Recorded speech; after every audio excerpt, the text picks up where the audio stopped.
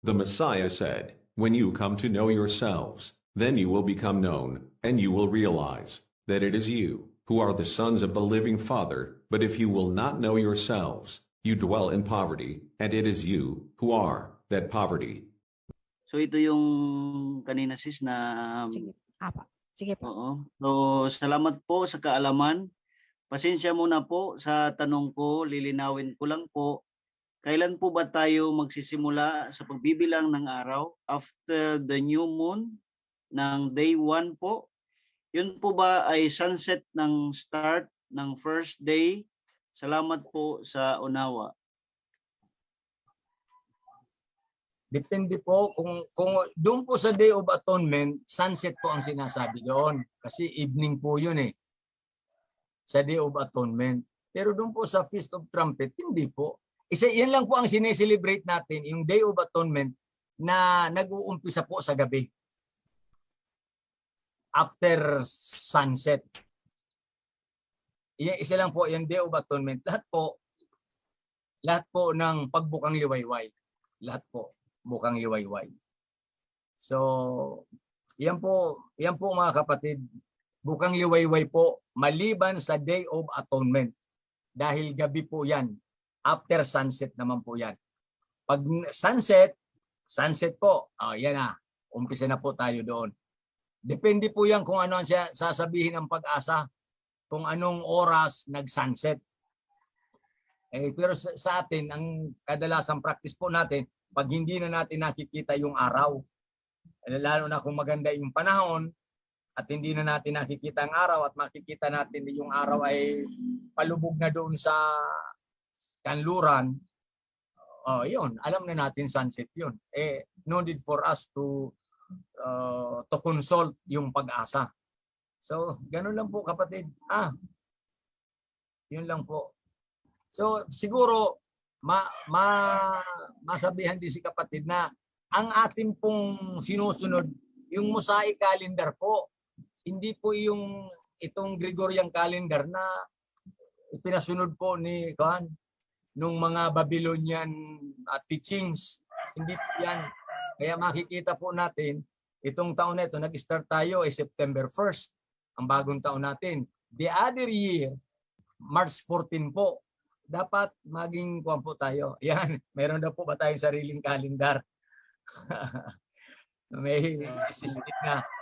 Mangyayari po yan sa susunod. Pero ang calendar yata natin, hindi pwedeng i-advance.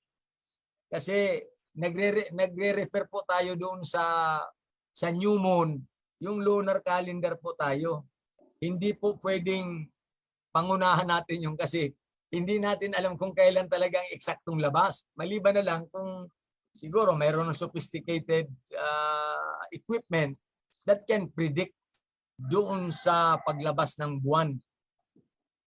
So, kaya siguro isa ito sa mga dahilan kung bukod doon sa mahirap sundin ang lunar calendar, kung tawagin niya rin Mosaic calendar, kaya pinalitan ng mga Babylonian ito. Bukod doon sa mahirap sundin, nagawa pa nila na maalis o kaya mailigaw tayo. Isa yan sa mga nakikita kong dahilan kung bakit nila ililigaw tayo para hindi tayo makasunod doon sa tamang pagsamba. Yan po kapatid ang pinaka most likely the reason behind kung bakit po nila yung ginawa, pinalitan nila. Salamat po kapatid doon sa iyong katanungan. Maraming salamat question, po. Please. Yan, Mahal na Hari. Magandang umaga po, Mahal na Hari. Ano nga ulit yung question, please? Ito po, Mahal na Hari. Pakibasa ulit. Happy Sabbath po, Mahal na Hari. Yun po tungkol sa pagbibilang po ng kailan po ba tayo magsisimula ng pagbibilang ng araw? After ng new moon ng day 1 po, yun po ba ay sunset ang start ng first day? Salamat po sa unawa. Yun po, Mahal na Hari. Ang tinatanong niyang first day? First day of the year or first day of the what?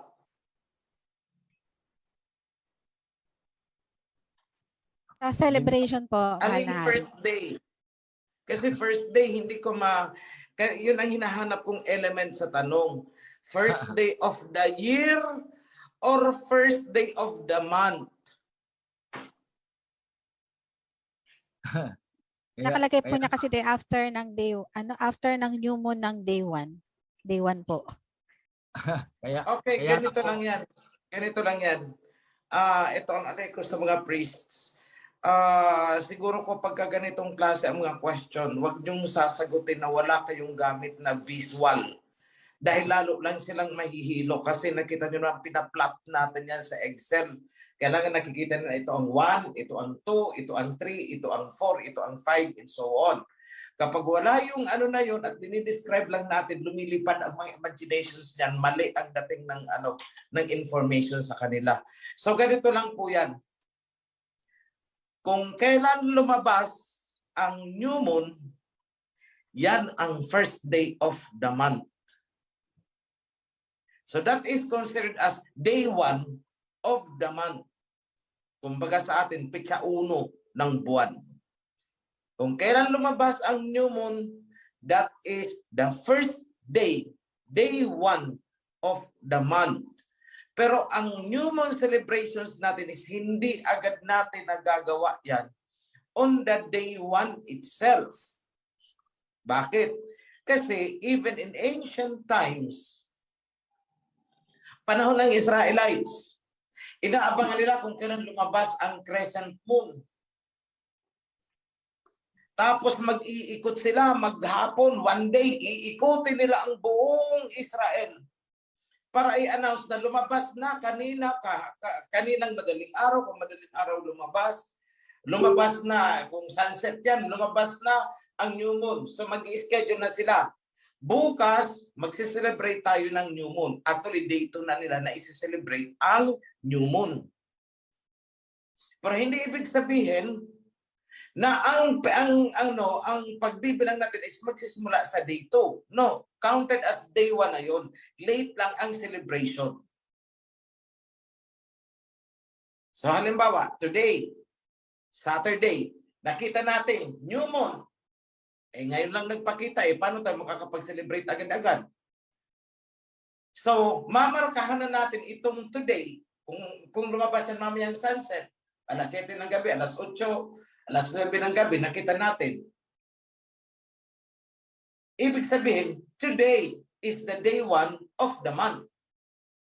Pero hindi agad-agad tayo makakapag-celebrate. Mag-prepare pa, i-inform pa ang mga tao na day 1 na pala ngayon. So anong sasabihin? Yung mga heralds noon, mag-a-announce na sila, iikot, nakasakay ng kabayo. O sasabihin na sa mga elders, lumabas na ang new moon. So mag-schedule na kayo, kailan nyo isi-celebrate ang new moon. So, oftentimes, it is on the next day. O sige, bukas i-celebrate natin ang new moon. Pero hindi ibig sabihin na ang counting nila ng calendar is bukas pa. Ngayon, day 1, nag-celebrate sila ng new moon on the day 2 of the month. Hindi po nagbabago yun.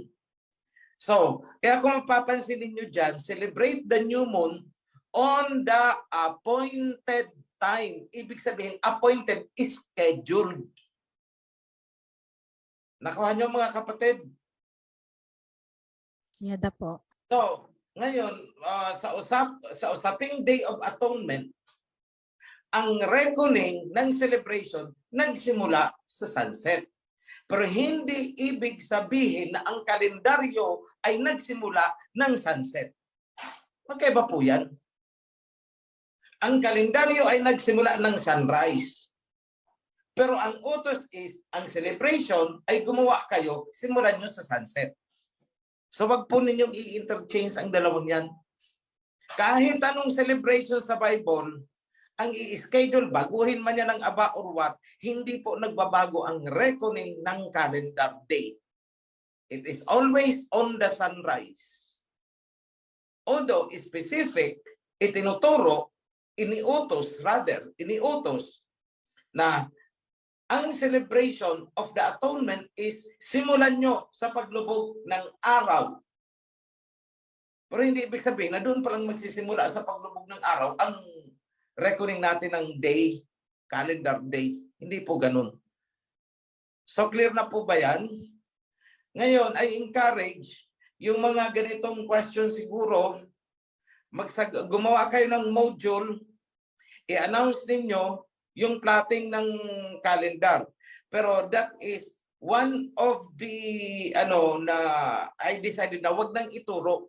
Bakit? Nagsisisi nga ako kung bakit itinuro ko pa yan eh. Ang dami tuloy gumaya-gaya, nagsarili ng mga sekta-sekta nila, ayaw sa covenant, gusto nila magtayo ng mga relihiyon nila, sekta-sekta nila. Sabi ko, buti pa hindi ko na lang itinuro. Hindi naman pala sa totoong dapat paggamitan ng kaalaman, ang inaituro ko gagamitin.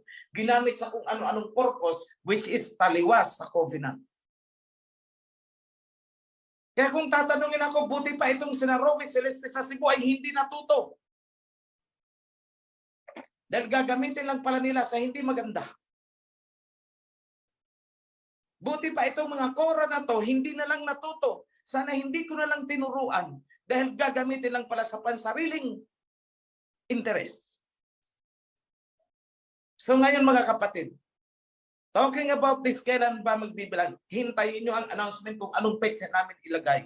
Pero kung paano ang technique kinuha ang mga petsa na yan, huwag nyo nang alamin at hindi ko na ipapaturo yan.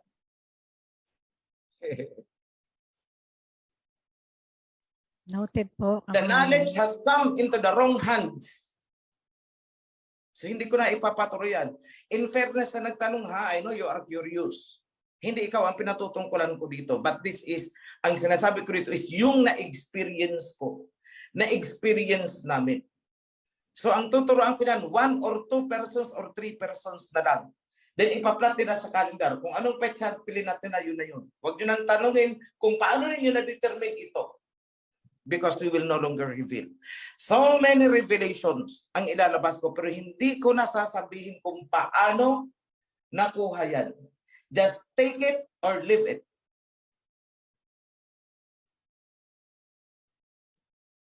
Para wala nang gagaya-gaya at gagamitin sa hindi maganda. So again, ulitin ko, itong pagsagot ko na to, ang pagsabi ko ng ganito is hindi ko pinatutungkol dito sa isang kapatid na nagtatanong. Curious lang siya. Pero itong sasabihin ko sa inyong lahat, huwag niyo pong problemahin ang pag-determine kung kailan dapat gawin ang feast. Kami ang mag-i-schedule. Ganyan na lang po, mga kapatid. In the same manner, di ba? Semana Santa, sa Katoliko, di ba? Hindi nyo naman pinoproblema kung kailan dapat gawin ang Semana Santa. Naghihintay lang kayo ng announcement ng Papa. Bakit hindi nyo magawa ngayon sa atin dito? Alam nyo mas knowledgeable tayo. At naaayon ang reckoning natin sa covenant dahil tayo lang naman ang nagdadala ng covenant. So kung anong pananampalataya ninyo sa Papa tungkol sa schedule ng Semana Santa na hindi kayo nag-question noon, kung anong klaseng tiwala ang ginawa ninyo noon, blind faith. Inihiling ko na magtiwala kayo sa amin ngayon. Pero yung mga sekreto sa reckoning ng mga panahon, ng mga taon, ng milenya, hindi ko na po yan ituturo. I will just give it to a selected few at sila ang magpa-plot ng schedule. Para wala nang magtatayo-tayo ng sekta-sekta at mag-claim na sila daw ang totoo at ako ang nanggaya sa kanila.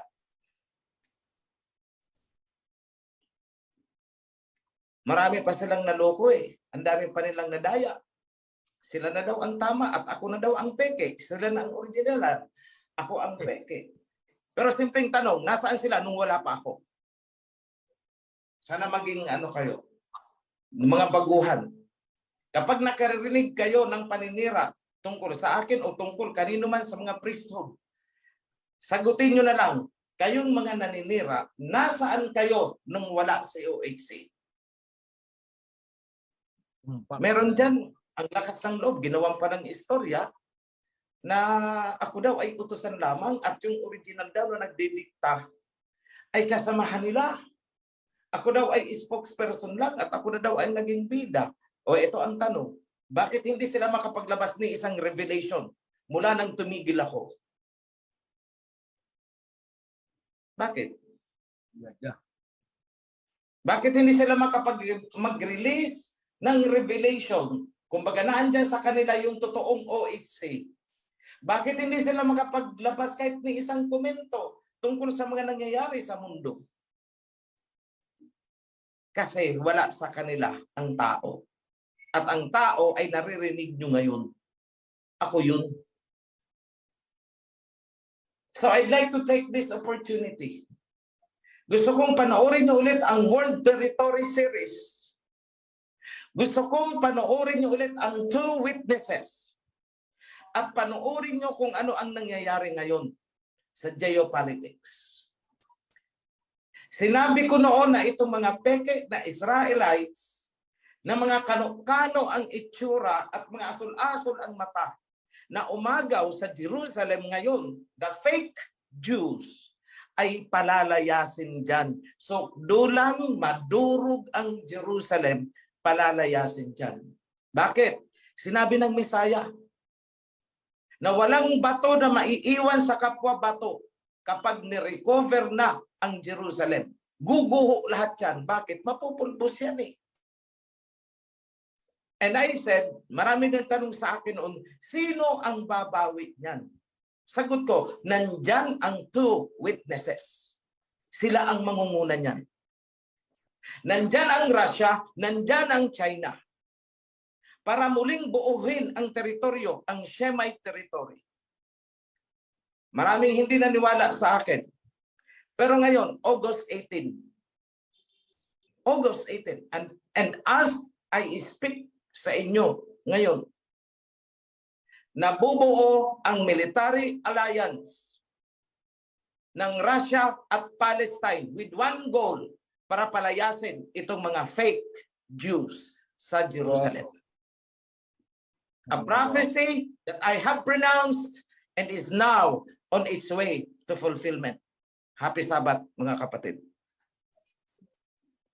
Yada, hallelujah, alayam. Maraming salamat po, King Oy. Sa lahat ng priesthood din po. Ang katanungan ko po ay ano lang po, dahil ang kalagayan ko po ay nasa ibang lugar nga po ako.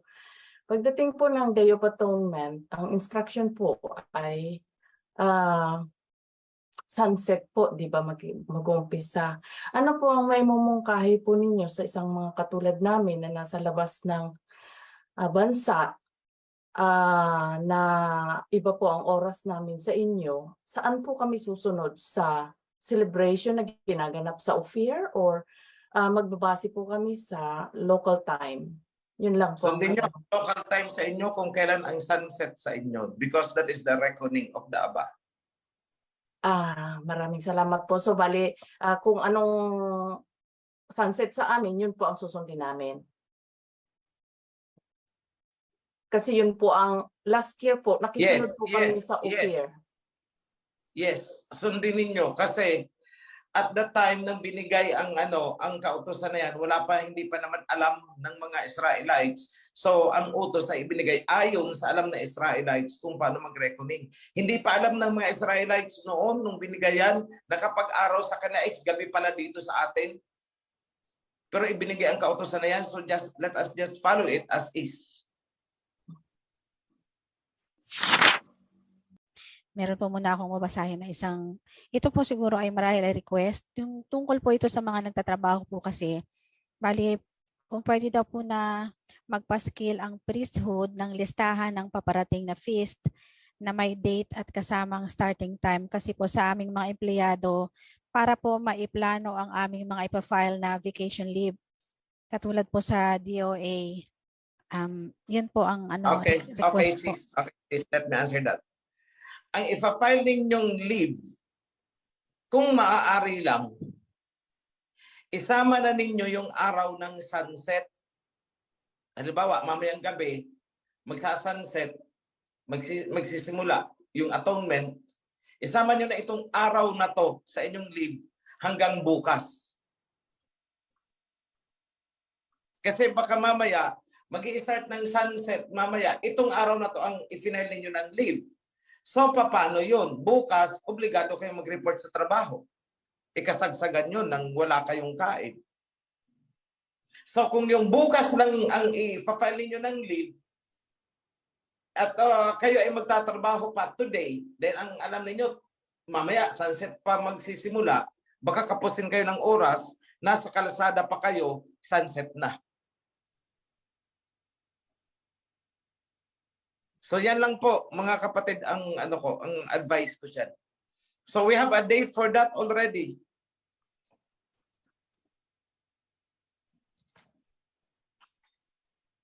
Ano yung date na sinabi? Sunset ng ano yun? Ng what month yun? October October 5. five. October 5. October 5 po. Sunset ng October 5 ang start, correct? Opo, opo. So Opo. i-file ninyo ng leave ang October 5 and October 6.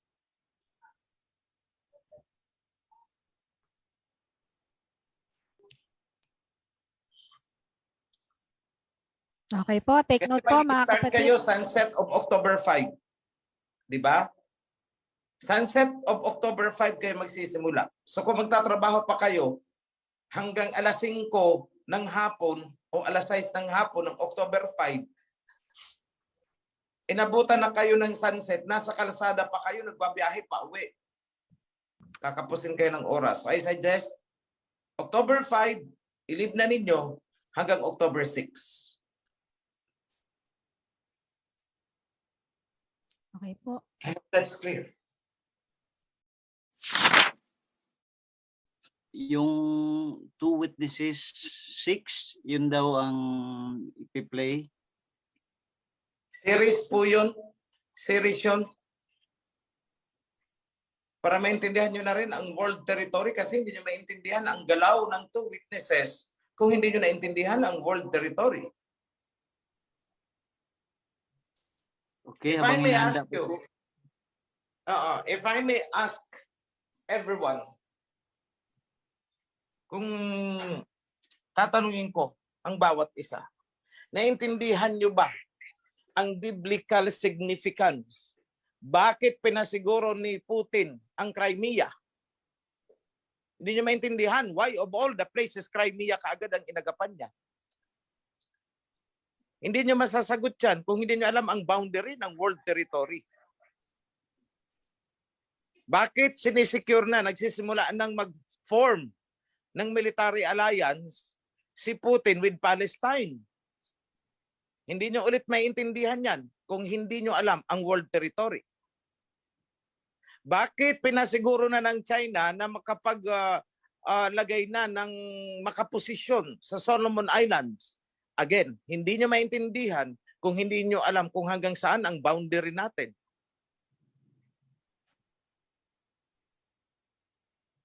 So you need to understand yung world territory natin kahit napaka-boring na subject matter yun, napaka-boring na topic. Pero kailangan nyo maintindihan ang world territories. Kapag naintindihan na ninyo, na-define na ninyo kung hanggang saan umaabot ang sinasabing Eden, the land of Eden is the land of Asia. Pag hindi nyo naintindihan kung hanggang saan talaga ang jurisdiction ng Asia, hindi nyo maintindihan ang galaw ng two witnesses. Hindi nyo maintindihan kung bakit ganyan ang galaw ng Russia and China. And by the way, although hindi na namin ito i-correct sa version ng Torah, kasi baka hindi na makarelate yung ang mga orientation ay naiwan pa doon sa version ng Christian Bibles. Di ba ang Russia and China is actually said to be a witness? Pero kung titingnan nyo, hindi talaga witness eh. Judge. Reckoning.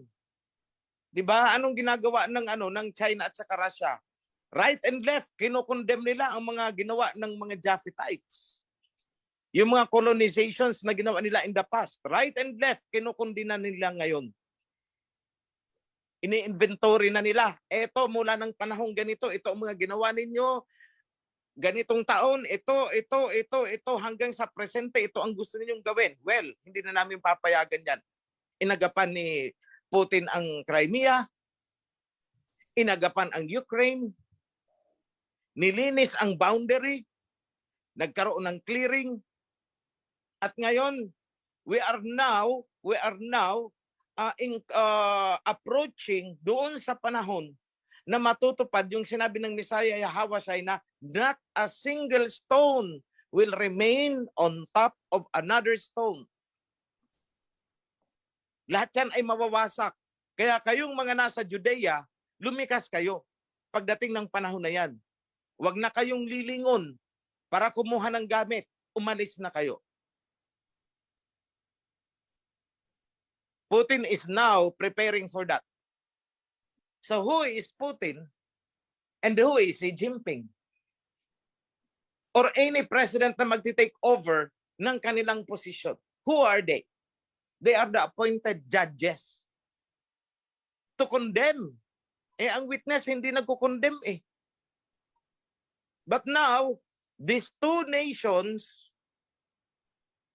of Asia is condemning anong ginawa ninyong mga colonizers noon. Iniisa-isa na nila. And by the way, Africa is aligning with Putin.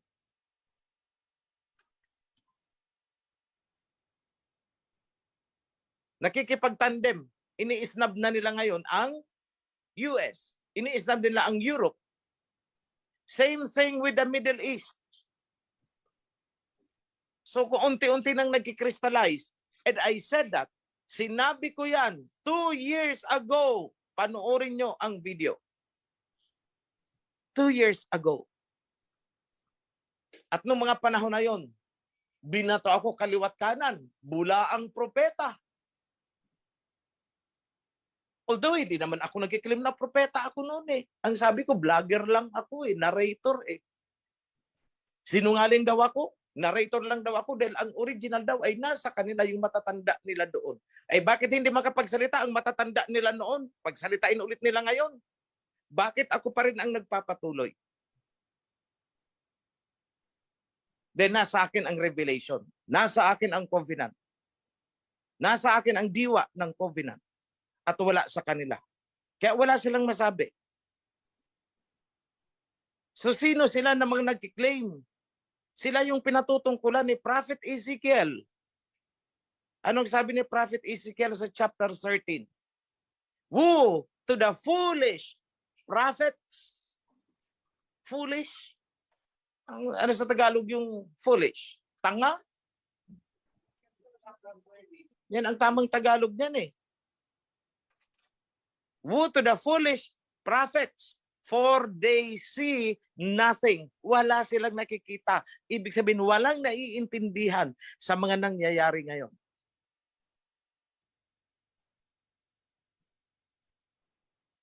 Wala.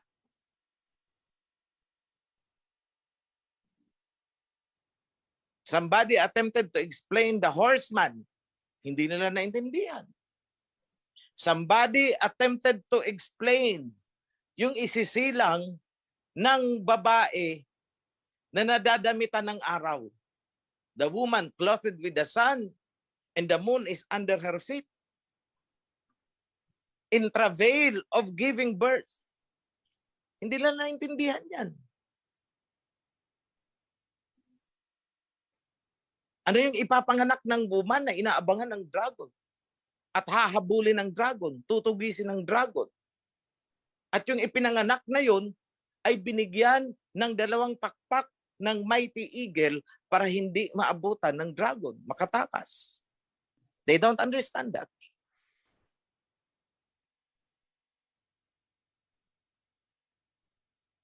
So sa akin lang, ito mensahe ko para sa mga baguhan.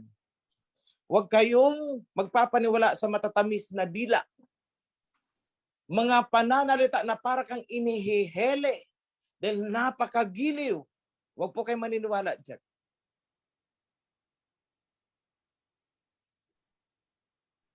At kapag may gumaya sa akin, tandaan nyo ito.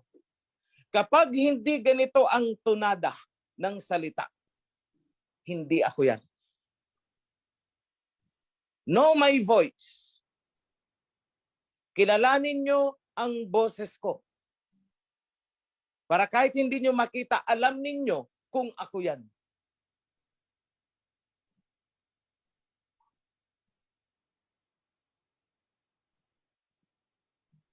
My sheep knows my voice and they follow me.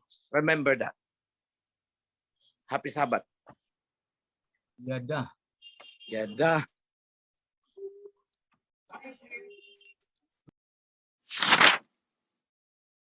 Mapagpalang umaga po. May tanong po ako. Nalaman ko kung gaano kahalaga ang tatlong feast.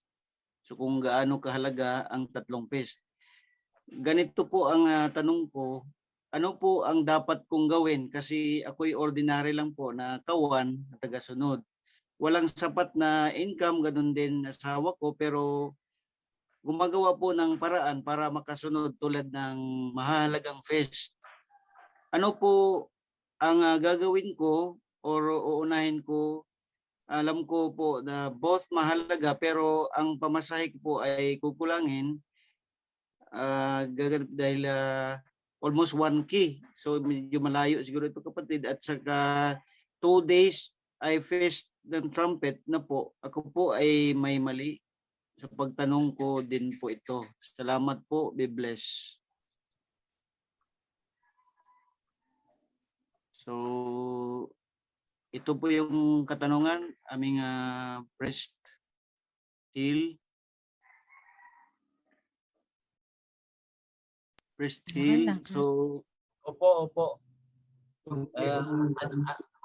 Ano daw?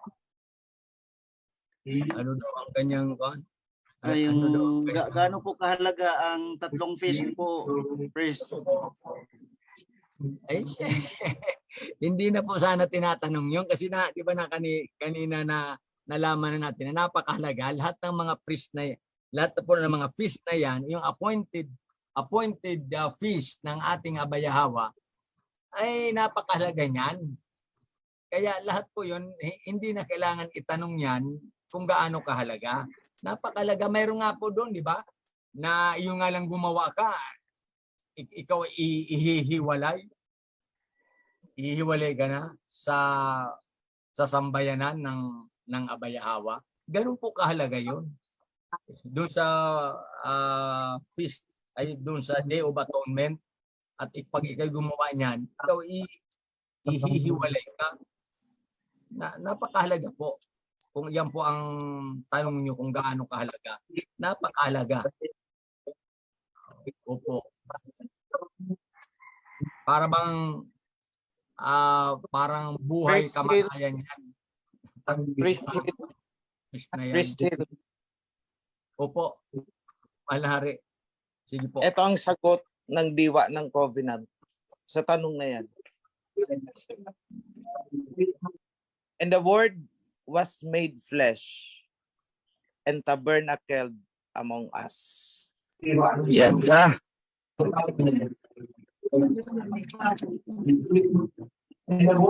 The word was made flesh and tabernacled with us. Hallelujah. Kapan na makarating to tabernacle with the word? And who is the word? Sino ang word? Sino ang verbo na nagkatawang tao upang makipag-tabernacle during the feast? Yan ang sagot ng diwa ng covenant. So kung pera ang pag-uusapan, just make yourself available. Then we will talk again. Pag-usapan kung pera ang problema. Hindi problema ang pera. At hindi dapat gawing dahilan para hindi makarating.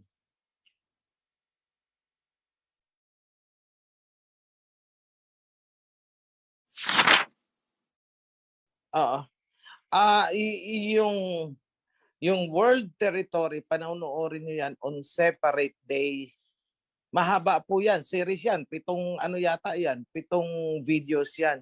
Yung sinasabi kong i-show nyo is yung report of the Russia na nakikipag-isa sa Palestine. That's only 5 minutes.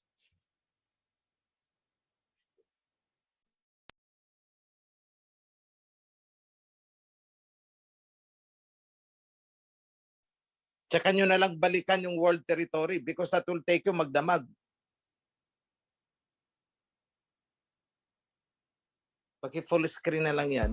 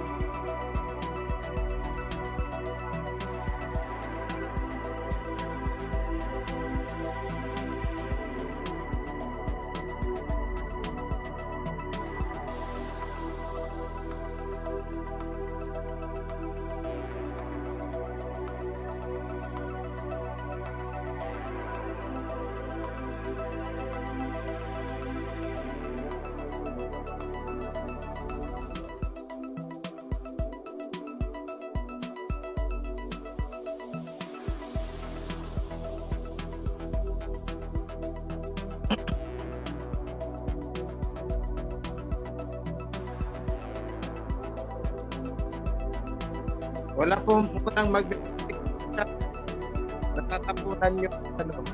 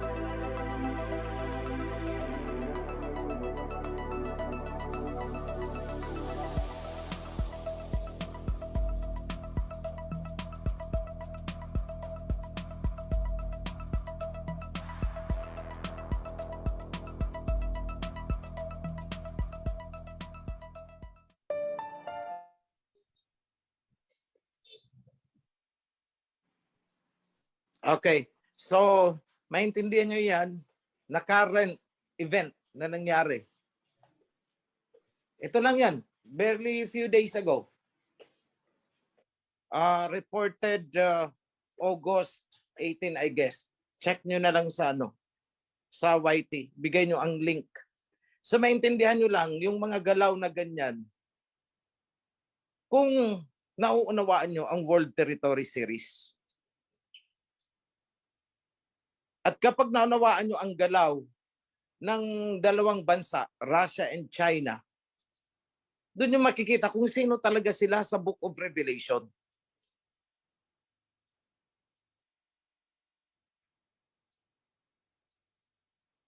So, importante po yan, mga kapatid. Just to prove, para mapatunayan ninyo sa inyong sarili na lahat ng sinabi ko noon ay hindi gawang akin lamang. All of those are revelations to prepare you para maihanda kayo sa mga susunod ko pang mga instructions na dapat yung gawin. So ako'y laging nakamonitor. Yung mata ko ay umiikot.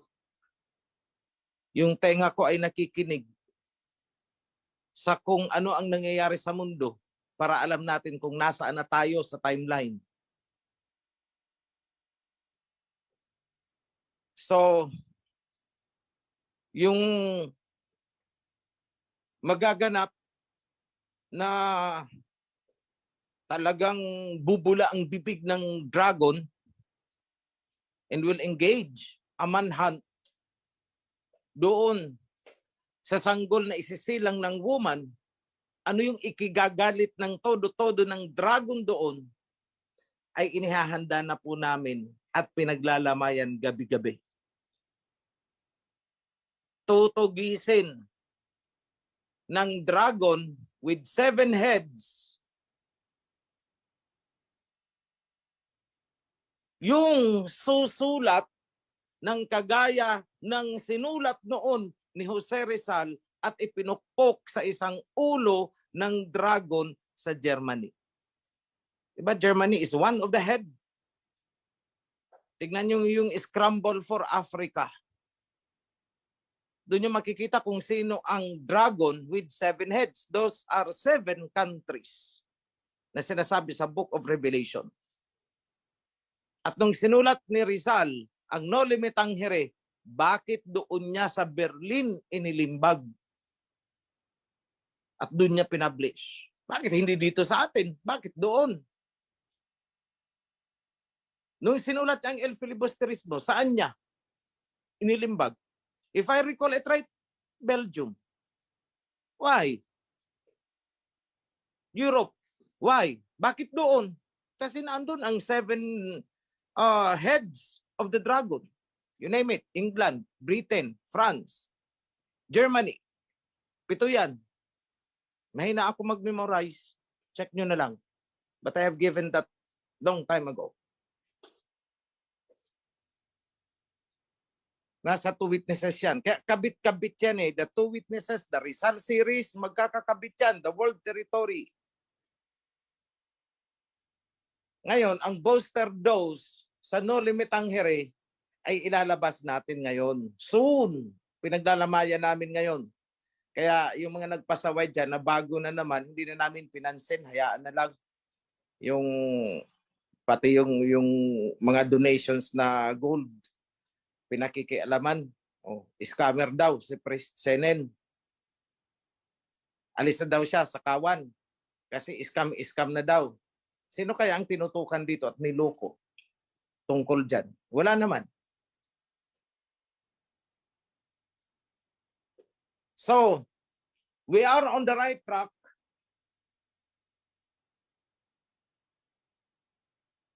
The rider of the white horse will soon mount the horse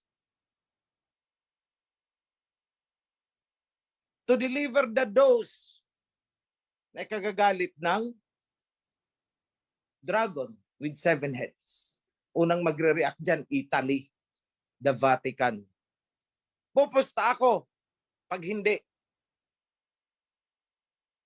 Bawal mag-bet eh. Walag nang pustahan. Just let me just restate my word. My point is, what I mean is, I assure you na mangyayari yun. Kagaya ng mga una kong sinabi nun, nangyayari ngayon. Nung winarningan ko ang Myanmar, pinasaringan ko din ang Taiwan. O sige, kumalaban kayo. Baka mamaya yung mga Taiwanese na yan sumakay ng balsa papunta sa Batanes. That could happen. So, when the nations are crying for peace, peace, peace, all of a sudden, destruction will come. Kasi hindi pwedeng magkamali si Prophet Joel. Hindi siya pwedeng maging sinungaling. Na there will be a reckoning. Joel chapter 3. And while there is this reckoning, mangyayari din yung pagbangon ng kingdom. And here we are. Bumabangon. See, where we are in the Bible. Nasaan tayo? Hindi yan puro claim. Then nagmamanifest sa physical reality. Di ba anong sabi ng kasulatan? Paano mo daw makikilala ang bulaang propeta sa totoong propeta? Napakadali. Kapag ang sinasabi niya ay hindi nagkakatotoo at malayo sa katotohanan, bulaang propeta yan. So far, ako'y nagpapasalamat sa Aba. Dahil ang mga salita ko ay hindi niya hinayaang bumagsak sa lupa. Upang ako ay maging bulaang propeta. Hindi ko kiniklaim na ako'y propeta. Sinasakyan ko na lamang yung kanilang pambabatikos na ako'y bulaang propeta. Pero lahat ng sinabi ko, ayan na, nagkakatotoo na.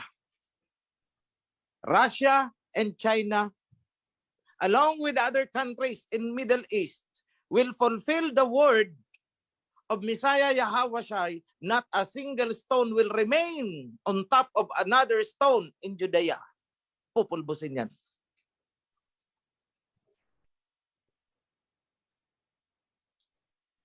So, bakit paulit-ulit ko itong sinasabi sa inyo? Kasi gusto kong manangan kayo ng buong pananampalataya at pananalig sa diwa ng covenant. At manatiling matatag sa loob ng kawan sa kabila ng anumang batikos, paninira at alon na ibinabato sa atin. Yan ang pinaka-purpose ko. Kaya para akong sirang plaka. Sasabi niyo, paulit-ulit ako, paulit-ulit, paulit-ulit.